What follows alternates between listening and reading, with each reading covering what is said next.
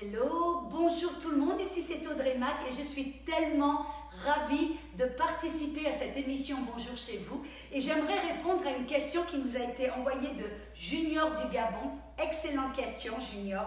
Peut-on exercer des dons spirituels sans être baptisé du Saint-Esprit? Alors la réponse à cette question est non. Mais comment suis-je venue à cette conclusion?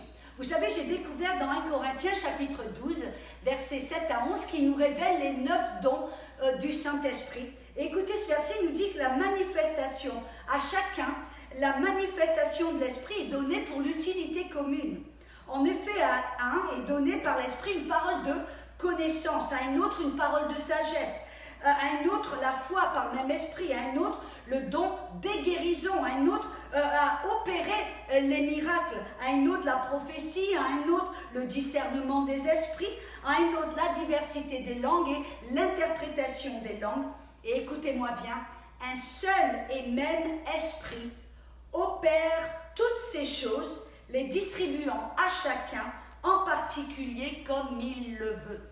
C'est le Saint-Esprit en vous qui va opérer ces dons et manifester la guérison, la sagesse de Dieu, la connaissance de Dieu, les miracles, etc., etc. C'est le Saint-Esprit en vous. Ce qui nous montre que si c'est le Saint-Esprit en nous qui va opérer ces dons, ça veut dire qu'on a besoin du Saint-Esprit et on reçoit le Saint-Esprit et la puissance du Saint-Esprit le jour où on reçoit le baptême dans le Saint-Esprit. Et vous savez, c'est ce que Jésus a déclaré aux disciples avant de quitter la terre. Dans Acte 1, 8, ça se trouve, il dit, vous recevrez une puissance, le Saint-Esprit, survenant sur vous, et vous serez mes témoins à Jérusalem, dans toute la Judée, la Samarie et toutes les extrémités de la terre. Jésus nous révélait là que nous aurions besoin du Saint-Esprit et de sa puissance afin d'être un témoin puissant. Et pour être un témoin puissant, nous avons besoin non seulement de déclarer la parole, mais que cette parole soit confirmée et manifestée avec des signes, des miracles et des prodiges au travers des dons du Saint-Esprit.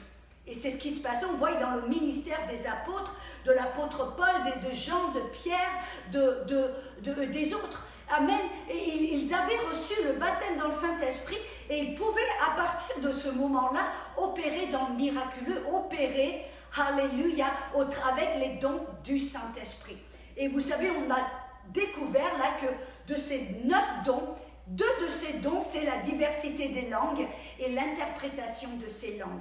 Et vous savez, nous découvrons dans la Bible que tous ceux qui ont opéré dans les dons de l'Esprit avaient été baptisés dans le Saint-Esprit et ils savaient qu'ils étaient baptisés dans le Saint-Esprit. Pourquoi? Parce qu'ils commençaient tous à parler en notre langue. On voit dans Acte 2, verset 4, il nous dit qu'ils furent tous remplis du Saint-Esprit et ils se mirent à parler en d'autres langues.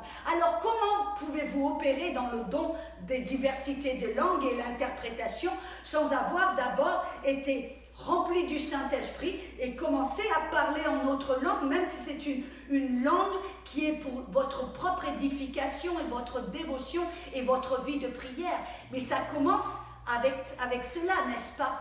Et vous savez, la vérité, c'est que même on voit quand Pierre et Jean ont entendu parler que les disciples en Samarie avaient reçu Jésus et qu'ils avaient été nés de nouveau, ils sont allés là en Samarie pour leur dire, il y a un petit peu plus.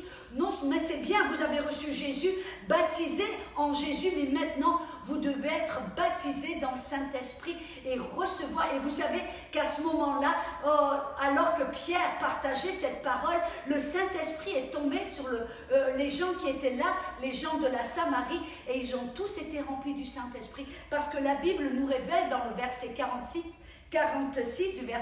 du chapitre 10, acte 10, 46, qu'ils les entendirent tous parler en notre langue et glorifier Dieu. Et vous savez donc, ça veut dire qu'afin de pouvoir exercer le don diversité des langues et l'interprétation, vous devez commencer d'abord par être baptisé dans le Saint-Esprit et recevoir ce don du parler en langue. Êtes-vous d'accord, n'est-ce pas?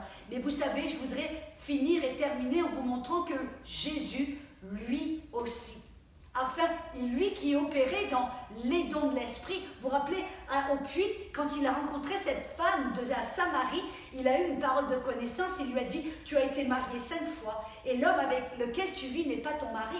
Voilà, c'était une parole de connaissance. Ou alors à la piscine de Bethesda, quand il a guéri cet homme qui ne connaissait même pas Jésus, qui ne savait pas qui était Jésus, au travers de ce don de guérison et l'opération de miracle, cet homme a été guéri instantanément. Ou alors, quand Jésus a ressuscité Lazare des morts, il a opéré dans 3 dons. Le don de la foi, qui a permis à Jésus de recevoir ce miracle grandiose.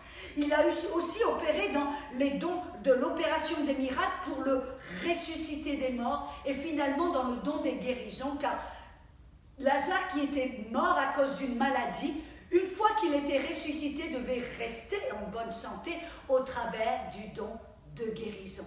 Et là, Jésus qui opérait dans les dons du Saint-Esprit, comment lui était-il possible, même s'il était, vous voyez, le Fils de Dieu, mais c'est seulement après avoir été rempli du Saint-Esprit et de la puissance du Saint-Esprit, comme Acte 10, 38 nous révèle, il a été loin du Saint-Esprit et de sa puissance, et il est allé de lieu en lieu pour faire du bien et guérir tous ceux qui étaient sous l'empire du diable. Et vous savez, ça s'est passé dans Jean 3, quand il est allé dans la rivière du Jourdain, les cieux se sont ouverts, le Père a déclaré, c'est mon Fils bien-aimé, et tout d'un coup, qu'est-ce qui s'est passé? Le Saint-Esprit est venu et s'est posé et a rempli Jésus de cette puissance qui a permis à Jésus d'aller de lieu en lieu pour faire du bien et d'opérer dans le miraculeux et d'opérer dans les dons du Saint-Esprit.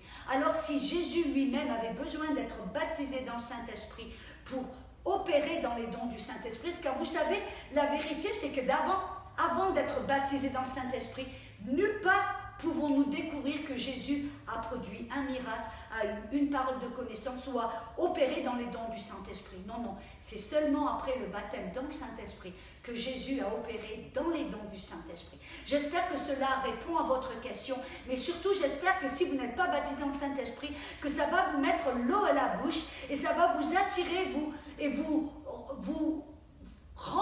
ça va vous remplir de paix en disant oui, je désire le Saint-Esprit et sa puissance, car Dieu m'a appelé à être un témoin puissant. Alors, je vous bénis, amen, et que votre cœur soit satisfait et rempli du Saint-Esprit et de sa puissance.